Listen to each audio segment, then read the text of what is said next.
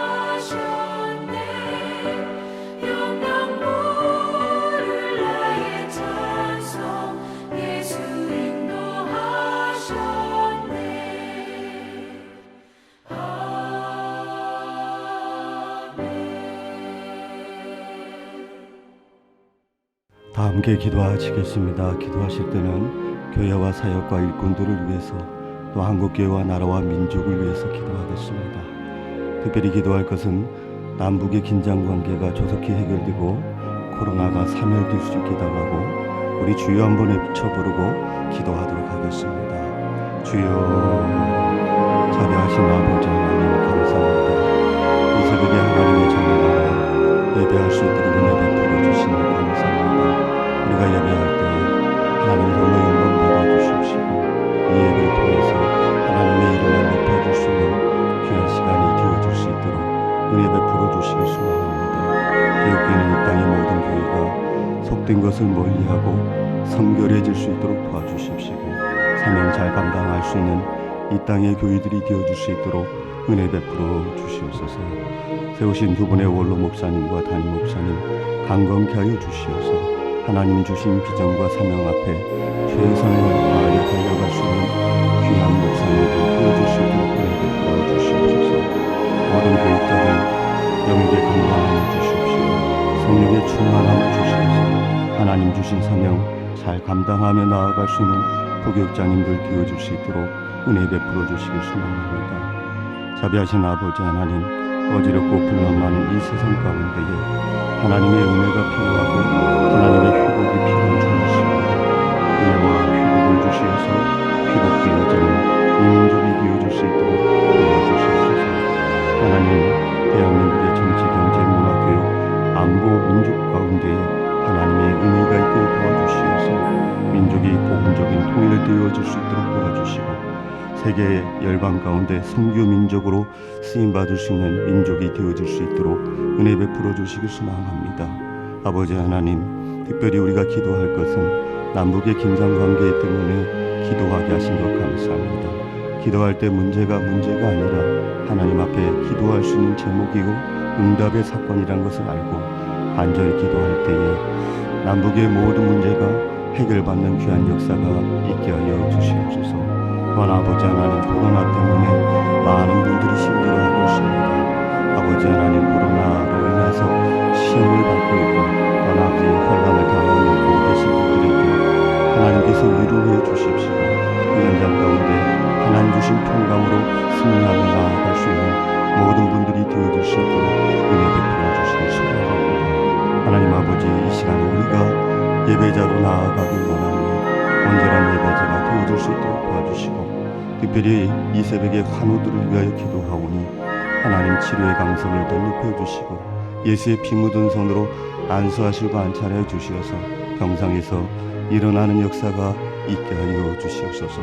또한 아울러 그들 또한 함께 나와 하나님 앞에 예배할 수 있는 하나님의 친백성을 비워줄 수 있도록 은총 내려주시기 소망하고 존귀하신 예수 그리스도의 이름으로 기도하옵나이다. 아멘. 이 새벽 하나님께서 우리에게 주시는 말씀은 히브리서 12장 1절부터 3절까지 말씀입니다. 신약성경 366면 전후에 기록되어져 있습니다. 히브리서 12장 1절부터 3절까지 말씀을 봉독하도록 하겠습니다. 이러므로 우리에게 구름같이 둘러싼 허다한 증인들이 있으니 모든 무거운 것과 얽매이기 쉬운 죄를 벗어버리고 인내로서 우리 앞에 당한 경주를 하며 믿음의 주여 또 온전하게 하시는 이인 예수를 바라보자. 그는 그 앞에 있는 기쁨을 위하여 십자가를 참으사 부끄러움을 개의치 아니하시더니 하나님 보좌 우편에 앉으셨느니라. 너희가 피곤하여 낙심하지 않기 위하여 죄인들이 이같이 자기에게 거역한 일을 참으신 일을 생각하라. 아멘. 인생은 여러 가지에다가 비유할 수가 있습니다. 그 옛날 우리 선조들은 인생을 나그네라고 비유했고 또 인생은 안개와 같다라고 비유하곤 했습니다. 그리고 성경은 인생을 무엇으로 비유를 하고 있냐면 인생은 농부와 같다라고 비유를 했습니다. 봄에 씨를 뿌리고 여름에는 가꾸고 가을에는 추수하는 것처럼 우리 인생은 봄도 있고 가을도 있다, 혹은 겨울도 있다는 것입니다. 또 성경은 인생을 군인과 같다라고 비유했습니다. 마치 군인이 전쟁터에 나아가서 생명을 걸고 싸우듯이 우리네 인생도 죄와 더불어 싸워 이기는 군인과 같다는 것입니다. 또 성경은 인생을 스포츠 경기로 비유를 하고 있습니다. 특별히 히브리서 저자는 믿음의 경주를 스포츠 경기에 비유를 하고 있습니다. 그것도 단거리 경주가 아니라 장거리 경주인 마라톤의 비유로 하고 있습니다. 여러분, 그 이유가 무엇일까요? 아마도 이 마라톤이라고 하는 경기는 다른 스포츠에 비해 가장 많은 인내를 요구하는 경기임에 틀림이 없기 때문에 그렇습니다. 그렇다면 여러분, 이 경기자가 제일 먼저 생각해야 할 것이 무엇일까요? 그 첫 번째는 목적의식이 분명해야 합니다. 내가 왜 이 경기에 참가하고 있는가에 대한 분명한 목적의식을 알고 있어야 합니다. 여러분, 목적과 목표는 다릅니다. 이 목적이라고 하는 것은 추상적인 것이라고 한다면 목표는 구체적인 것입니다. 그러므로 추상적인 목적을 실현하기 위해서는 반드시 구체적인 목표를 세워야 한다는 것이지요. 좀 오래된 이야기입니다. 하계 올림픽 대회에서 북한 선수가 사격에서 금메달을 획득했습니다. 그때 외국의 많은 기자들이 어떻게 하면 사격에서 그 금메달을 딸 수 있겠냐고 인터뷰를 했습니다. 그때 그가 기가 막힌 대답을 했습니다. 김일성 수령님께서 교수하신 대로 원수의 심장을 향해 총을 쏘는 각오를 가지고 쏘았더니 금메달을 딸 수 있었습니다. 라고 인터뷰를 했다는 것입니다.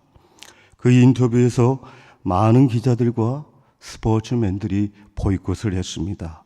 어쩔 수 없이 그 선수는 공개적으로 사과를 했다는 이야기입니다.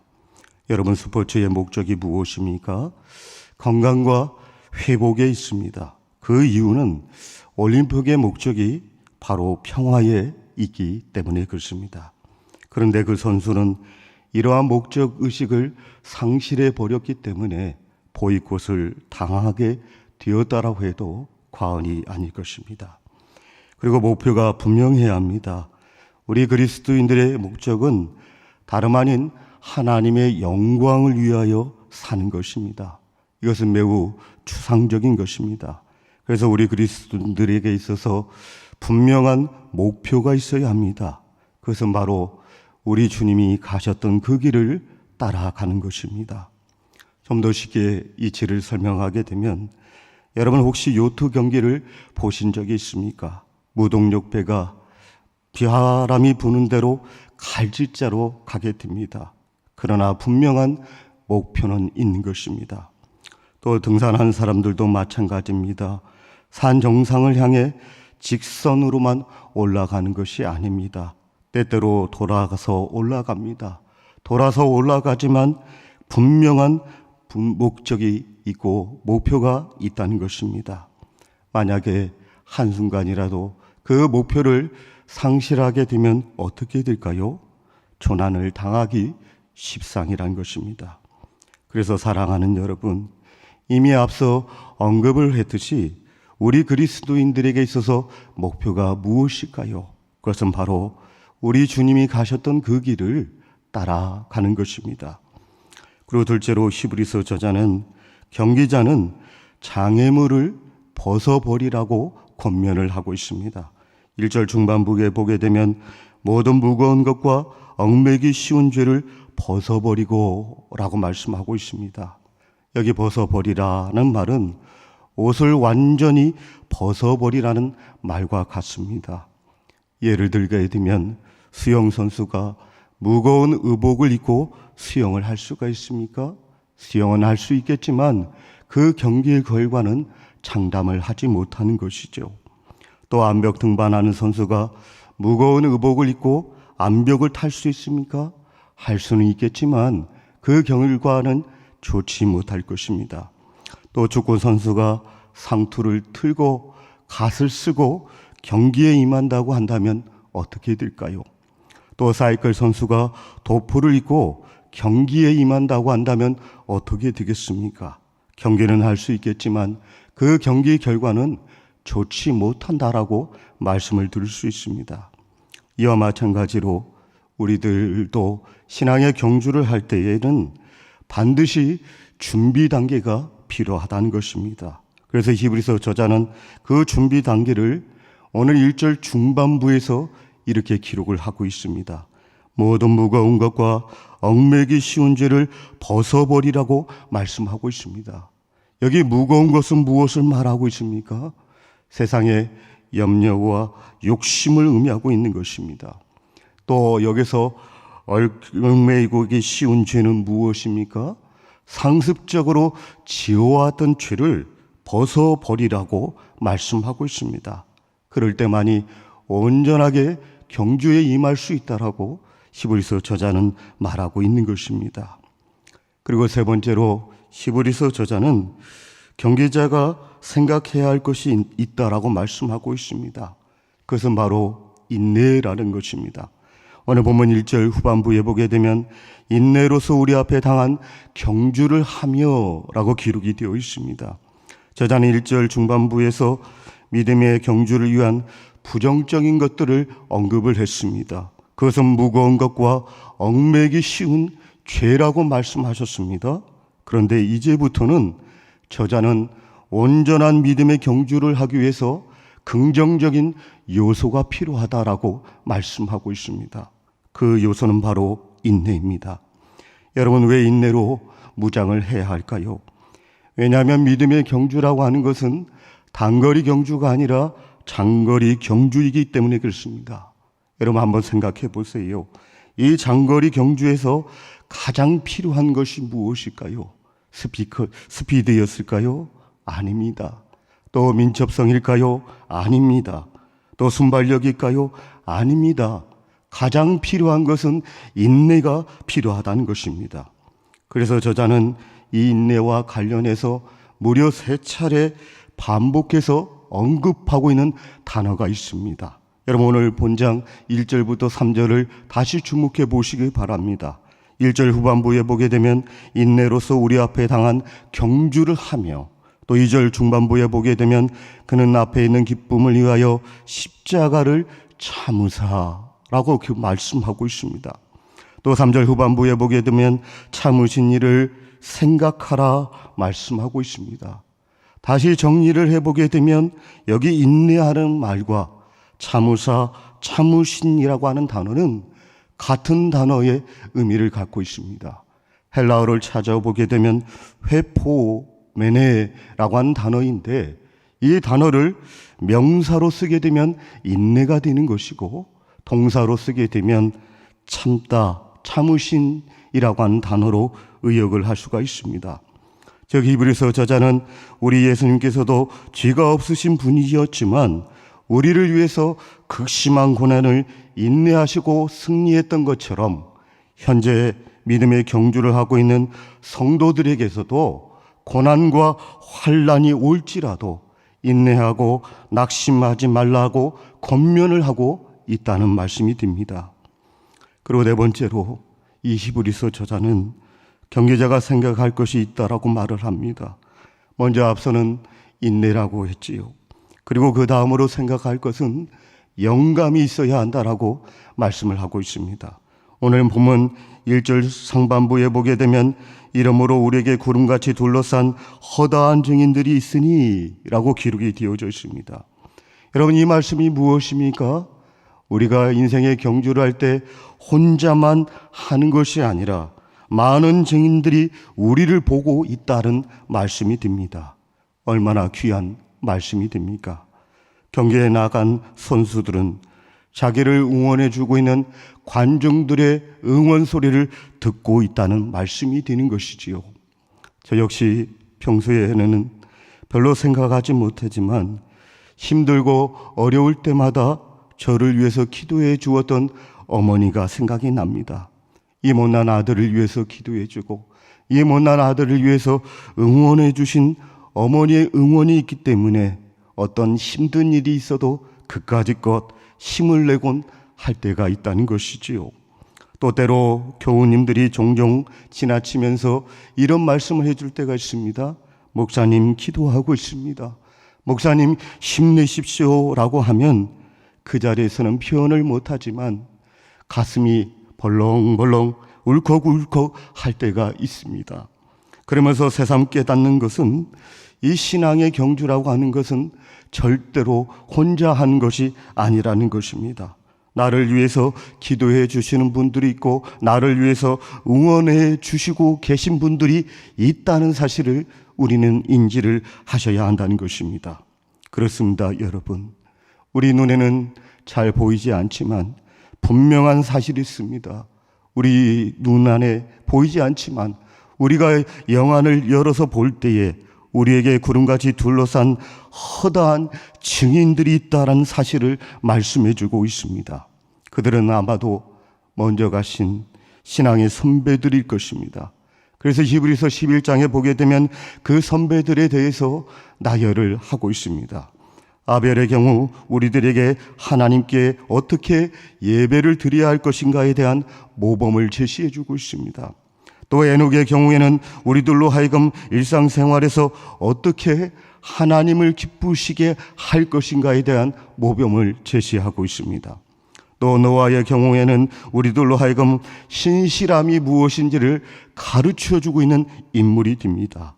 따라서 우리에게 이러한 모델들이 있으니 영감 있게 경기자에 임하라고 히브리서 저자는 말씀을 하고 있는 것이지요. 그리고 다섯 번째로 히브리서 저자는 경기자가 생각할 것이 있다고 말을 합니다. 앞서는 인내와 영감이라고 말을 했다면, 이어서 히브리서 저자가 말하고 있는 것이 무엇이냐면 우리에게는 롤 모델이 있다는 것입니다. 그것은 바로 예수님이 되십니다.